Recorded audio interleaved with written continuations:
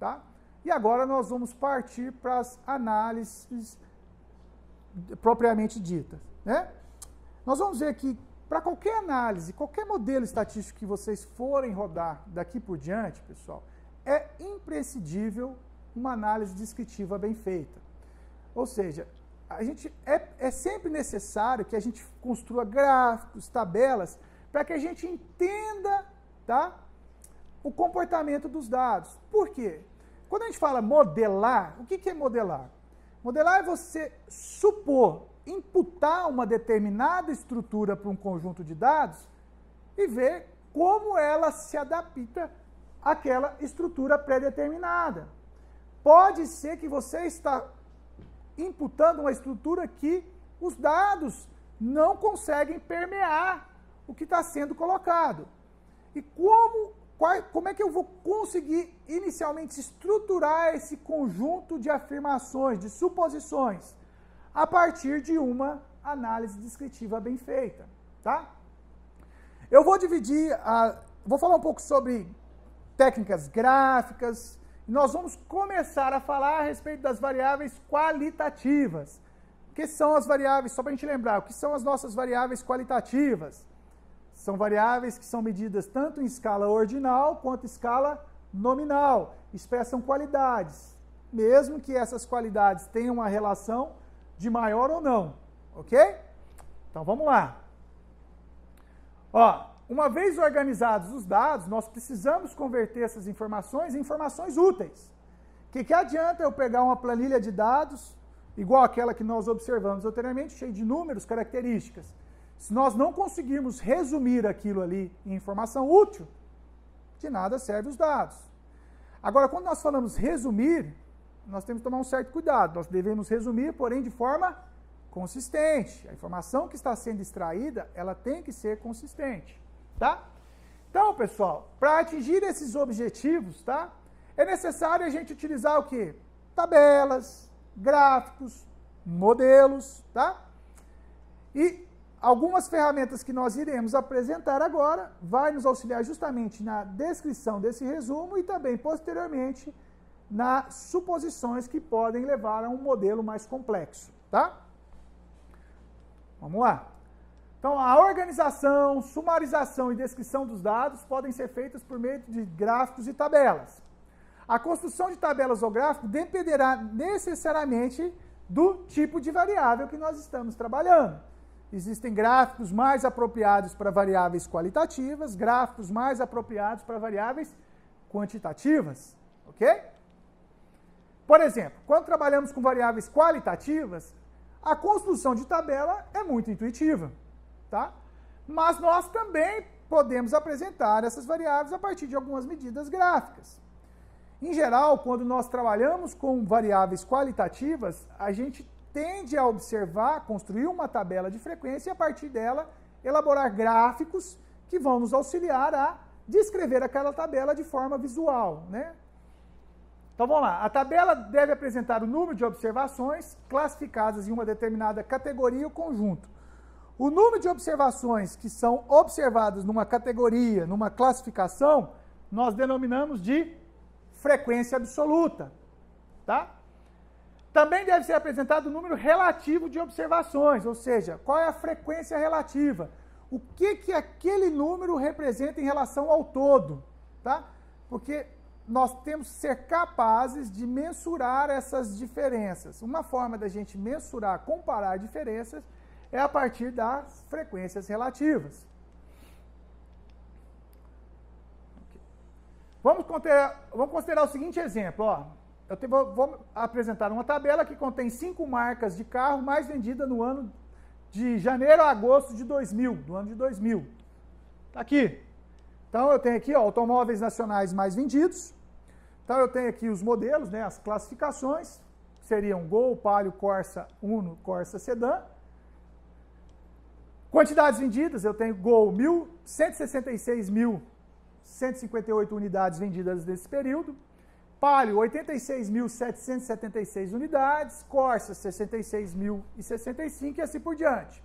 Então, na próxima coluna, eu vou identificar qual que é a frequência relativa de cada unidade observada. Então, o Gol representa 38,38% das unidades vendidas nesse período. O Palio, 20%, o Corsa, 15%, Uno, 13% e Corsa Sedan, 12%, totalizando 100%. Às vezes, quando vocês forem construir uma tabela, nem sempre a gente chega aqui no 100%, mas é devido a um erro de arredondamento. Não tem problema, ok? Chegar a 100,001, por exemplo, não tem problema, tá? Ó, na tabela 3, a coluna quantidade vendida representa a frequência absoluta, ou seja, quantas unidades realmente foram vendidas, tá? Então, se nós olharmos lá, no ano de janeiro a agosto do ano de 2000, foram vendidas 86.779 unidades de Palio no Brasil. E já na outra coluna, nós temos as frequências relativas, ou seja, observa-se que dentre os 5 modelos, o mais vendido no ano de 2000, que representa 20,05% desses carros, foi o modelo Palio. Podemos derivar essa frequência relativa como em quantidade a cada 100, ou seja, de cada 100 carros vendidos no Brasil, 20 eram do modelo Palio, ok? Construir tabelas para resumir e apresentar informações de variáveis qualitativas é relativamente intuitivo, tá? No entanto, algumas situações, apresentar as informações através de gráficos é muito mais útil, tá? O que a gente tem que tomar cuidado é que quando nós observamos uma tabela ou um gráfico, ele tem que ser autoexplicativo. Então eu observo o gráfico, toda a informação que eu preciso para interpretar está contida na tabela ou no gráfico. Ó, para variáveis qualitativas, os gráficos mais utilizados são gráficos de coluna, gráficos de barra, os gráficos de setores, que são os famosos gráficos de pizza, tá? O gráfico de colunas e barras são boas alternativas quando se pretende comparar muitas categorias, porque ela dá uma diferença visual que é possível permear a distinção das diferenças observadas. Já os gráficos de setores são muito mais úteis quando o número de categorias não é muito grande, tá? Se você pega um gráfico de setores com 20 categorias, vira uma miscelânea que você não consegue distinguir nada. Como eu disse para vocês, é sempre importante preservar que o gráfico ele tem que ser claro e autoexplicativo. Ó, os gráficos podem ser construídos em qualquer software estatístico. Eu acredito que uma das formas mais tranquilas, mais fáceis de se utilizar a construção gráfica é a partir do software Excel. Construir gráficos no Excel é muito simples. Porém, como nós vamos utilizar o R como uma ferramenta de análise, nós também vamos fazer isso aí dentro do software R, tá? O que eu queria atentar para vocês é o seguinte: não existe uma única forma de se construir gráficos no R, ok? Existem vários pacotes que têm a mesma função, como, por exemplo, construir boxplot. Porém, eu vou tentar passar para vocês aqui uma forma mais clara e mais simples dessa construção. E digo para vocês, tem interesse em elaborar gráficos que são mais editáveis? Procure outras ferramentas dentro do software R. Indico para vocês, por exemplo, o pacote ggplot 2, que é um pacote de construção gráfica bastante interessante. Só que são ferramentas que demandam um pouco mais de conhecimento a respeito do software, e como aqui a gente quer usar como ferramenta, eu vou partir para as funções que são mais fáceis de serem utilizadas, tá? Mas nada impede vocês que no decorrer das análises utilizem ferramentas que são mais complexas, consequentemente mais editáveis, ok? Então eu vou utilizar a priori o mesmo conjunto de dados que nós tínhamos inicialmente, que são os 5 modelos mais vendidos no Brasil no ano de 2000, no período de janeiro até agosto, ok? Então vamos lá.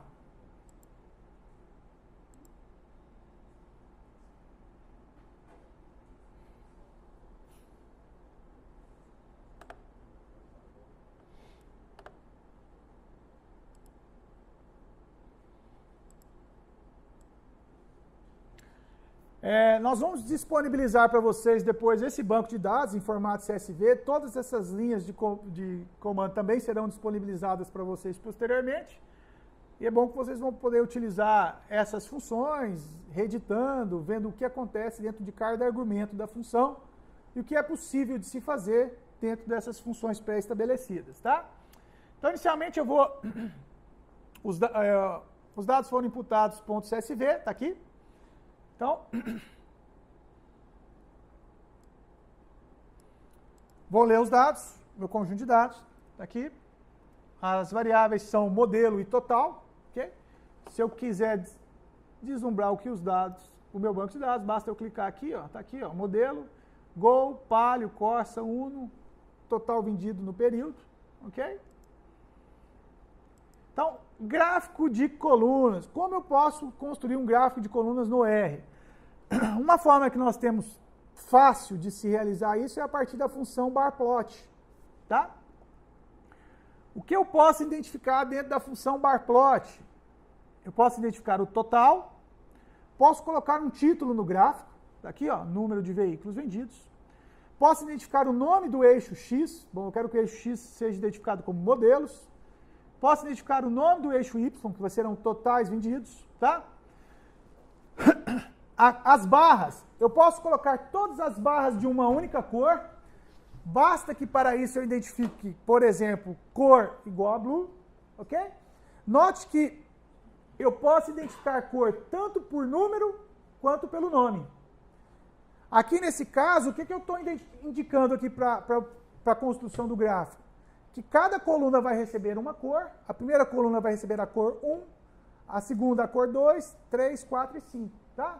Nesse caso, por exemplo, a cor 1, se eu não me engano, é a cor preta, a 2 é a vermelha. Então teremos primeira coluna na cor preta, segunda coluna na cor vermelha. Density, pessoal, é caso eu não queira que a cor seja sólida na barra. Eu quero, por exemplo, o gráfico com um certo número de traços, né? Quanto maior a densidade, mais próximo da cor sólida eu estarei. Se você retirar a função density, ele vai ser sólido. Lembrando que toda vez que eu coloco o hashtag aqui antes do meu comando, o que eu estou dizendo para o software, ó, essa linha é um comentário. Ok? Então, quando eu for rodar aqui barplot, e ele chega nessa linha com o hashtag, ele não vai ler o comando call igual a blue. Tá? Então vamos rodar o gráfico e ver o que essa função faz. Tá aqui. Opa, eu não dei attach no banco de dados, ok? Tá aqui. Então vamos lá. Tá aqui o gráfico, ó. Então esse é o meu gráfico gerado a partir do comando barplot. Note que, como eu disse para vocês anteriormente, ó, a cor eu coloquei 1, 2, 3, 4, 5, ele me deu uma cor diferente para cada barra.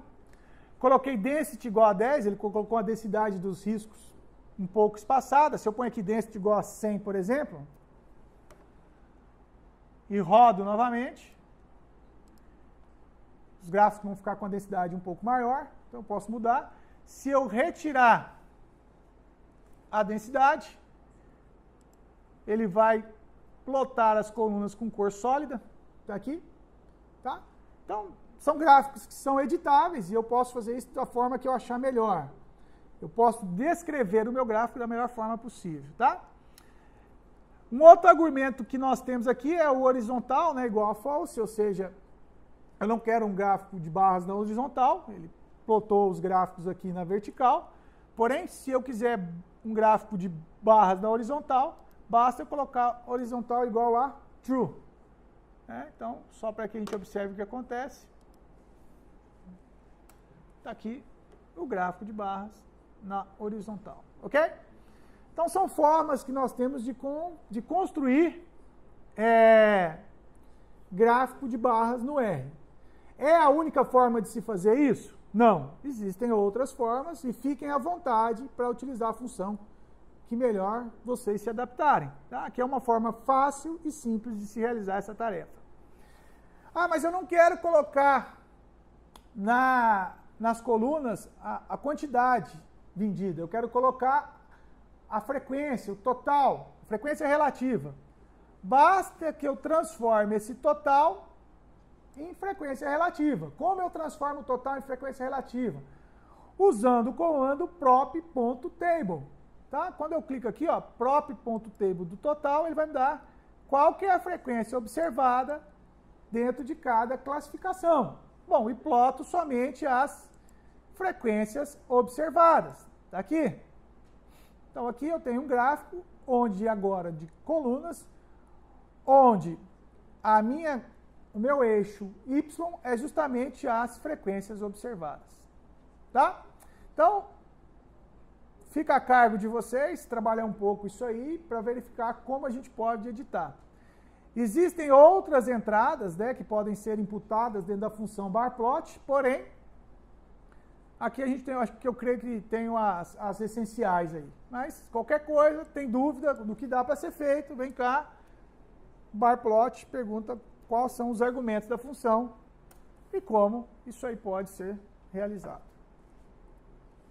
Aqui tenho descrição da função e todas as entradas possíveis de serem editadas dentro da minha função. Ok? Bom, para fazer gráfico de pizza, eu vou usar o pacote Plotrix, ok? Dentro do pacote Plotrix, eu já tenho a função implementada py, ok? Que vai desenhar para nós os gráficos de pizza. Note que as entradas aqui é muito parecida com as entradas do barplot. Ou seja, eu coloco o total, tá? Aqui eu vou colocar quais são as categorias, ó, no caso são os modelos.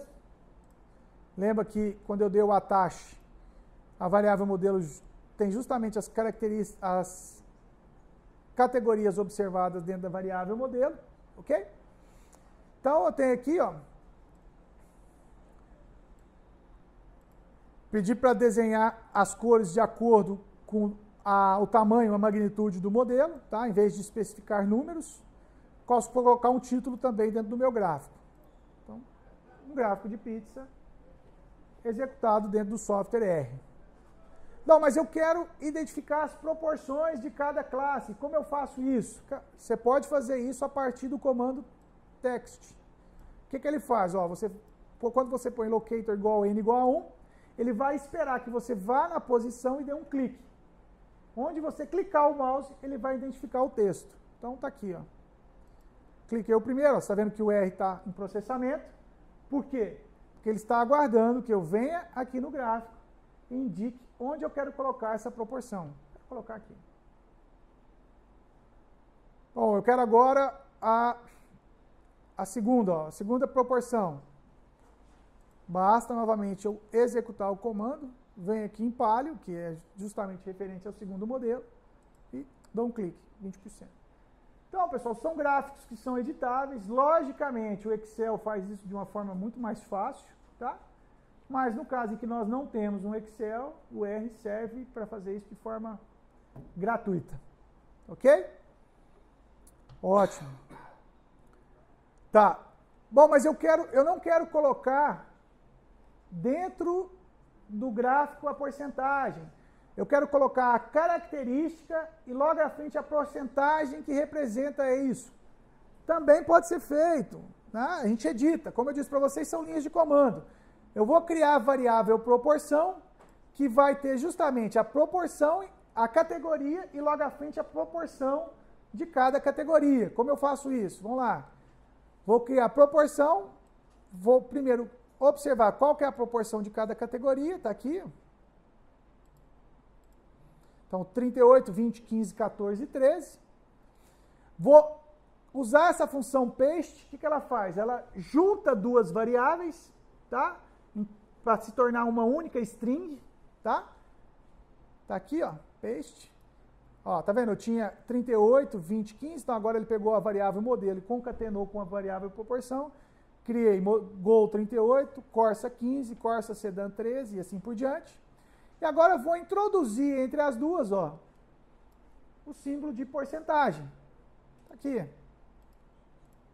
Então, criei Gol 38%, Palio 20%, Corsa. Então, agora em vez de eu colocar como sendo categorias a variável modelo, eu vou colocar essa nova variável que diz o modelo e a porcentagem observada. E eu vou gerar o seguinte gráfico de pizza. Tá aqui, ó, Gol 20%, desculpe, Gol 38%, Palio 20%, Corsa 15%, Uni 14% e Corsa Sedan 13%. Então é uma forma que nós temos de identificar as porcentagens das categorias. Posso utilizar também o gráfico 3D, ok? Está aqui.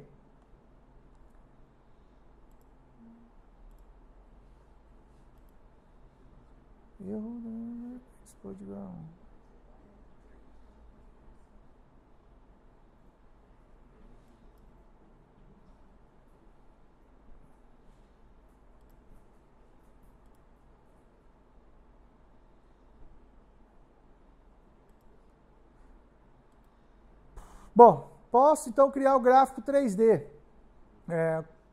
Basta eu carregar o pacote que tem a função, que é o Plotrix, né? Plotrix tem a função Py 3D, ok?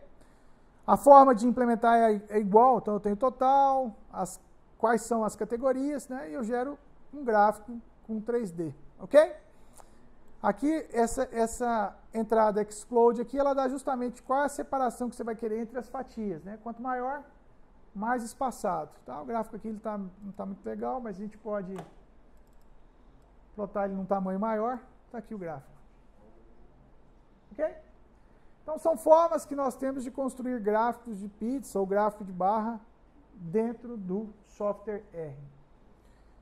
Ok? Vamos continuar então. Bom, interessante a gente contextualizar aqui o seguinte, que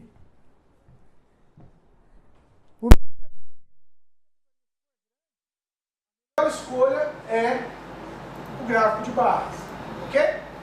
Porém, se o número de categorias for extremamente, de uma quantidade acima de 10, 15 categorias, é preferível apresentar esses dados a partir de uma tabela, ok?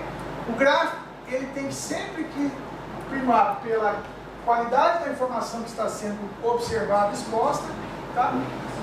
E clareza. O gráfico com muitas cores, muitas categorias, ele se torna um gráfico confuso, portanto, neste caso, é preferível a utilização de tabelas, tá?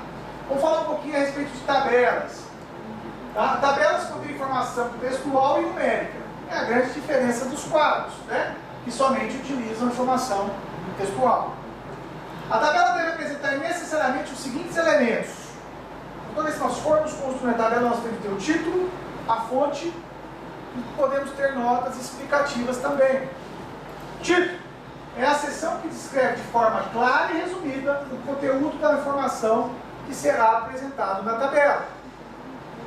Deve conter a numeração de identificação da tabela dentro do meu texto, ok? Fonte informa ao leitor a procedência das informações, de onde essas informações foram retiradas, tá? Em alguns casos, as fontes podem ser de outras publicações, que devem ser citadas obrigatoriamente. Em alguns casos, é necessário também pedir autorização para a publicação dos dados que são utilizados, ok? Toma cuidado com isso aí. Quando os dados forem coletados diretamente pelo pesquisador, deve ser informado usando a seguinte notação: fonte dos dados básicos, dados coletados pelo pesquisador, ok? No caso de usar fontes de dados secundários, por exemplo, PNAD, POF, entre outras coisas, basta você colocar fonte de dados, onde ele foi retirado e o ano que foi retirado. A gente tem que tomar um certo cuidado, pessoal, quando a gente utiliza dados retirados de fonte online, porque esses dados eles podem ser atualizados constantemente. Então, quando eu coloco a fonte de dados que foi utilizada, eu coloco qual é a fonte e também qual foi a data de acesso em que esses dados foram retirados. Ok? Porque às vezes as pessoas vão lá, olham o nosso trabalho, tentam replicar e falam, não está sendo replicado. Por quê? Possivelmente pode ser consequência de que os dados foram atualizados depois da nossa consulta. Ok? Que não torna o nosso trabalho inviável. Né? Notas explicativas são utilizadas para esclarecer o significado de alguma informação apresentada na tabela. Tá? Então, daqui, ó, uma tabela que apresenta justamente a razão entre a população com 98 anos ou mais em relação à população de pessoas que têm 85 anos, para cada 100 habitantes segundo o sexo.